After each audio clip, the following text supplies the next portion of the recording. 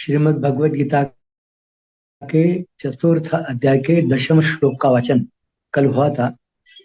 उसका अंतिम भाग इस प्रकार था। पहले भी बहुत से भक्त ज्ञान तप से पवित्र होकर भगवान को प्राप्त हो चुके हैं। अतः साधकों को वर्तमान में ही ज्ञान तप से पवित्र होकर भगवान को प्राप्त कर लेना चाहिए। भगवान को प्राप्त करने में सभी स्वतंत्र है, कोई भी परतंत्र नहीं है। कारण कि मानव शरीर भगवत प्राप्ति के लिए ही मिला है, ऐसा कहा गया है।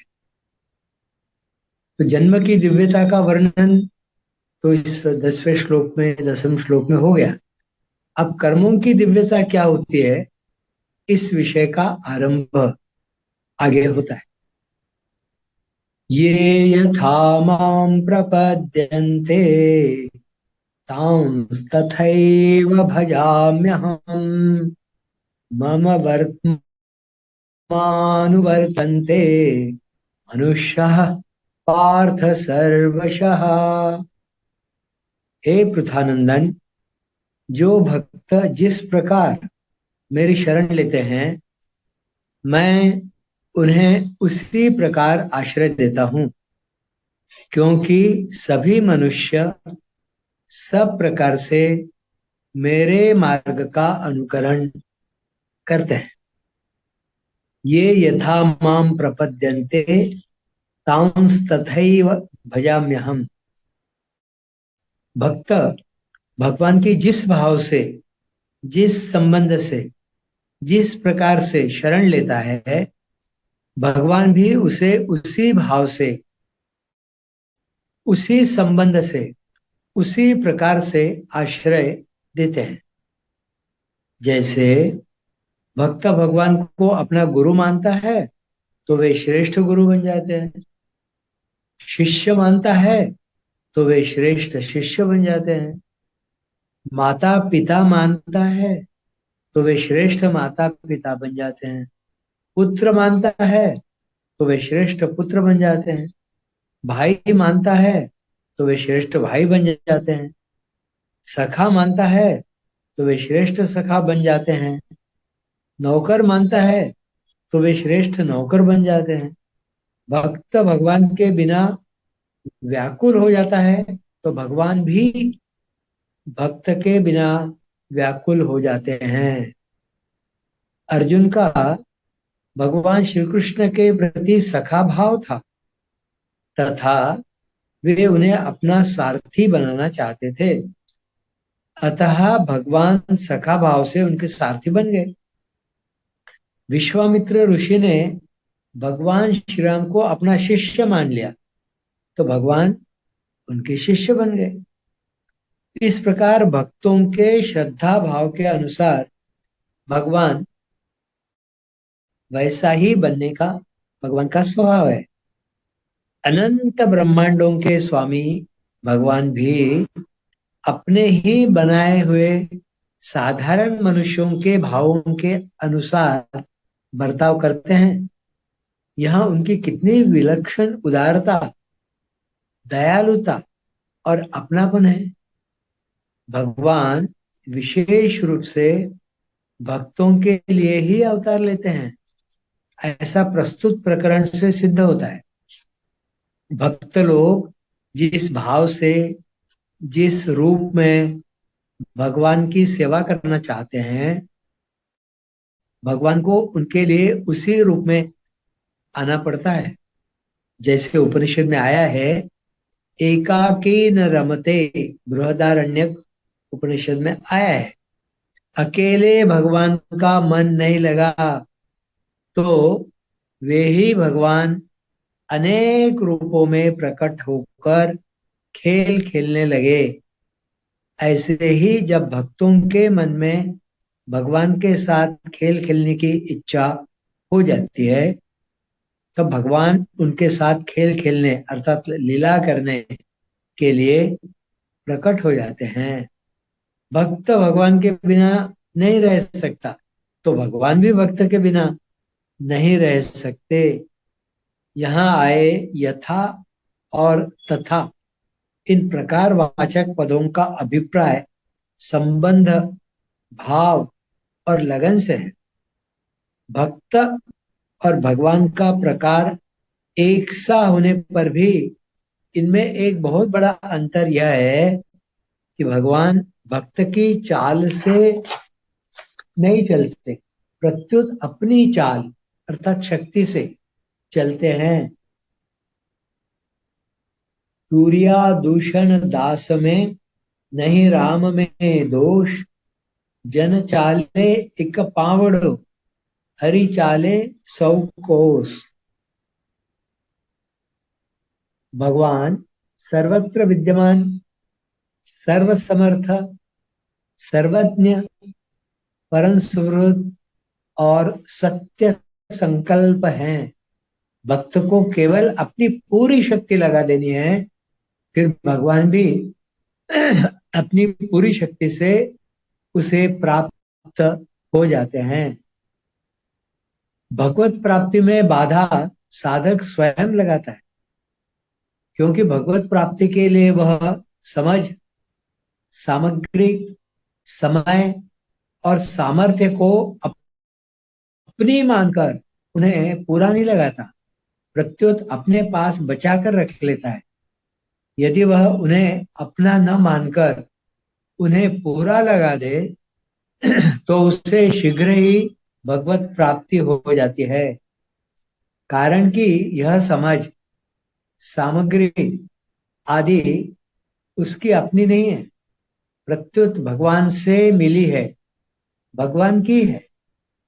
अतः इन्हें अपनी मानना ही बाधा है। साधक स्वयं भी भगवान का ही अंश है, उसने खुद अपने को भगवान से अलग माना है, भगवान ने नहीं। भक्ति अर्थात प्रेम कर्मजन्य अर्थात किसी साधन विशेष का फल नहीं है।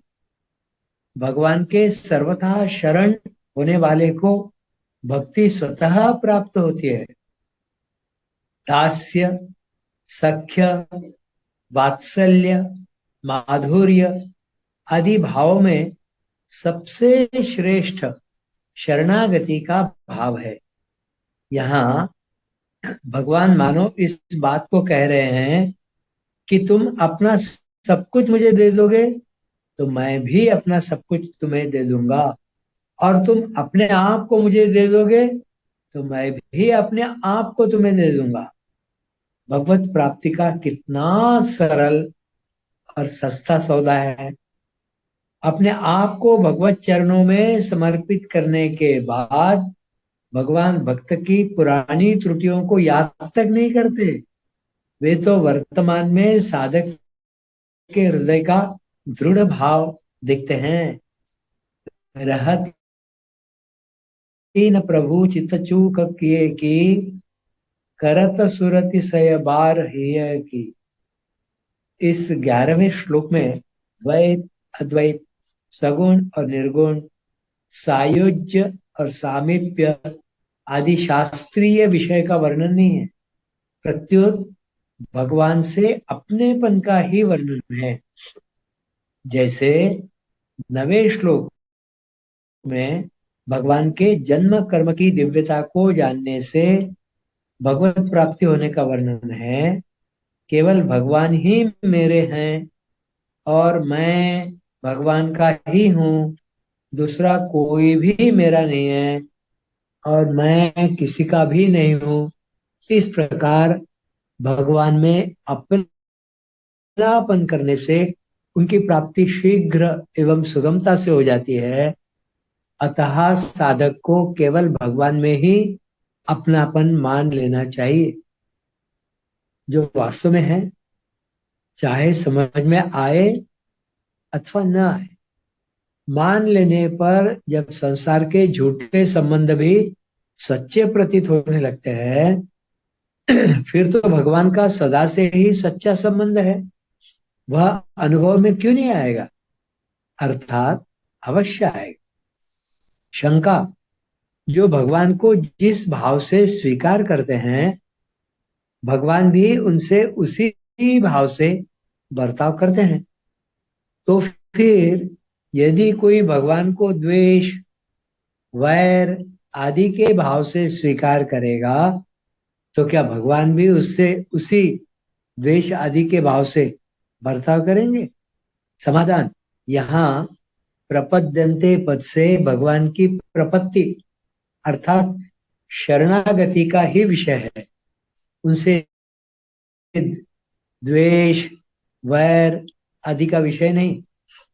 अतः यहाँ इस विषय में शंका ही नहीं उठ सकती। फिर भी इस पर थोड़ा विचार करें तो भगवान के स्वीकार करने का तात्पर्य है कल्याण करना।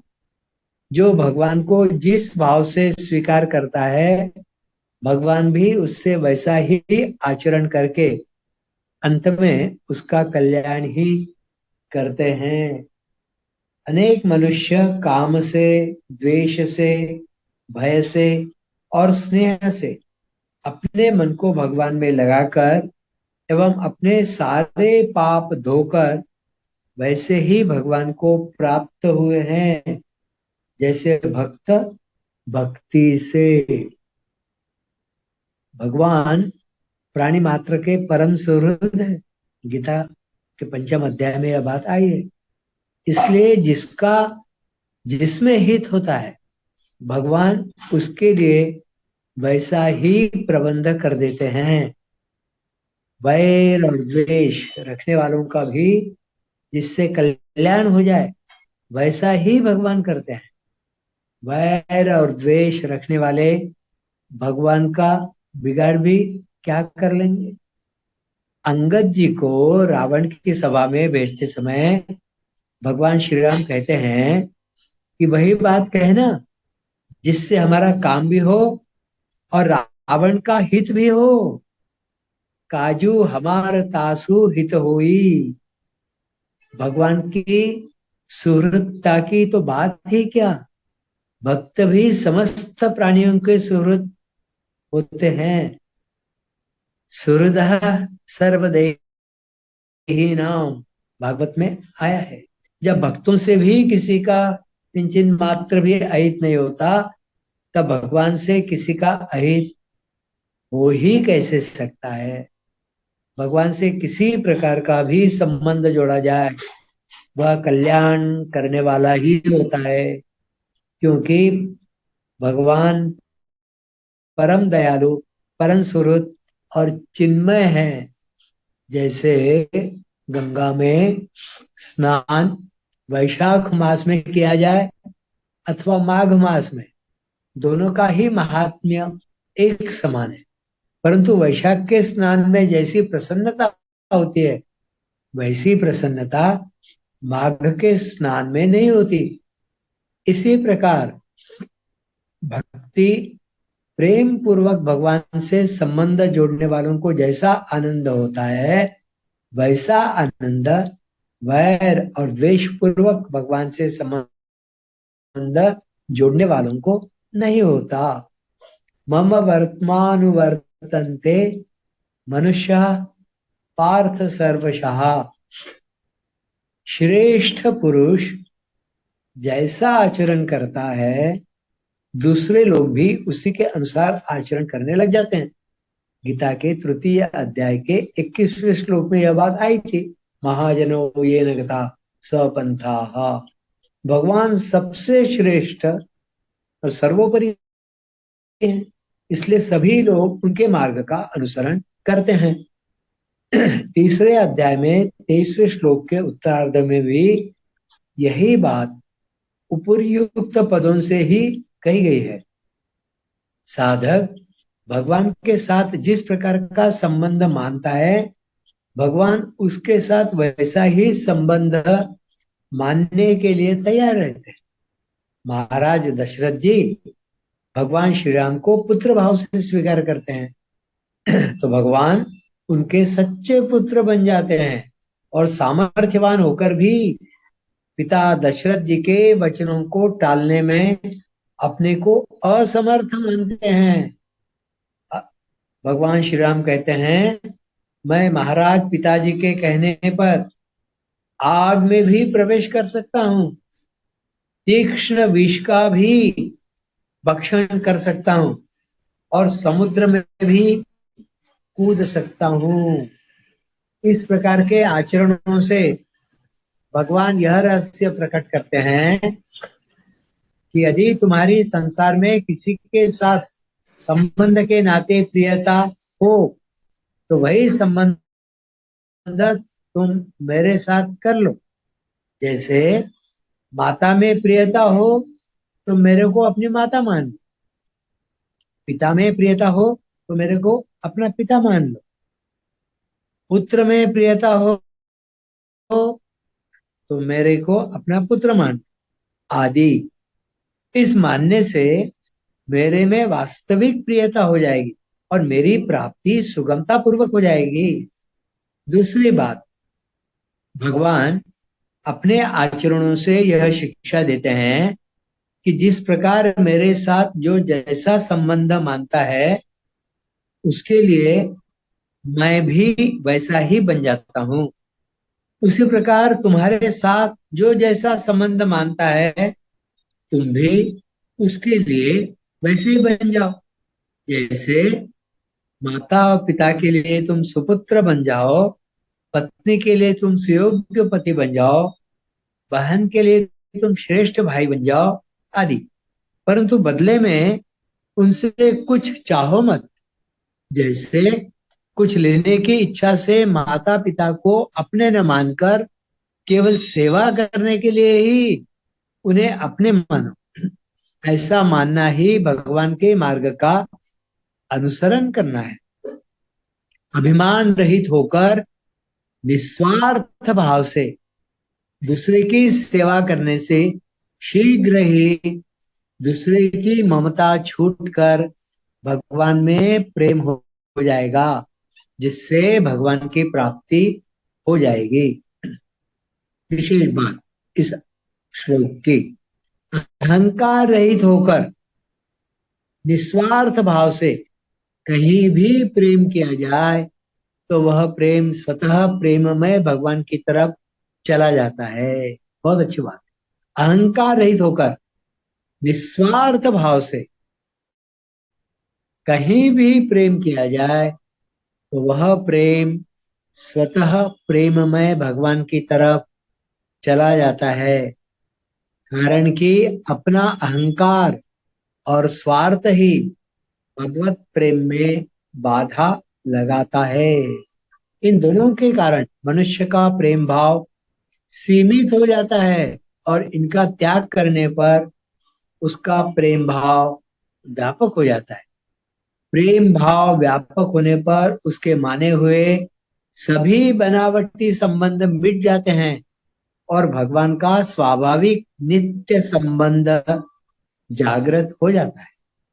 जीव मात्र का परमात्मा के साथ स्वतः नित्य संबंध है, परंतु जब तक जीव इस संबंध को पहचानता नहीं और दूसरा संबंध जोड़ लेता है, तब तक वह जन्म और मरण के बंधन में पड़ा रहता है। उसका यह बंधन दो ओर से होता है। एक तो वह भगवान के साथ अपने नित्य संबंध को पहचानता नहीं, और दूसरे जिसके साथ वास्तव में अपना संबंध है नहीं, उसके संबंध को नित्य मान लेता है। वो दो ओर से यह बंधन होता है। एक तो वह भगवान के साथ अपने नित्य संबंध को पहचानता नहीं, और दूसरे जिसके साथ वास्तव में अपना संबंध है नहीं, उसके संबंध को नित्य मान लेता है। जब जीव ये यथा माम प्रपद्यन्ते के अनुसार अपना संबंध केवल भगवान से मान लेता है, अर्थात पहचान लेता है, तब उसे भगवान से अपने नित्य संबंध का अनुभव हो जाता है। भगवान के नित्य संबंध को पहचानना ही भगवान के शरण होना है। शरण होने पर भक्त निश्चिंत निर्भय, निशोक और निशंक हो जाता है। फिर उसके द्वारा भगवान की आज्ञा के विरुद्ध कोई क्रिया कैसे हो सकती है? उसकी संपूर्ण क्रियाएं भगवान के आज्ञानुसार ही होती है। मम वर्तमानुवर्तन्ते, ऐसा इस श्लोक के द्वारा कहा गया है।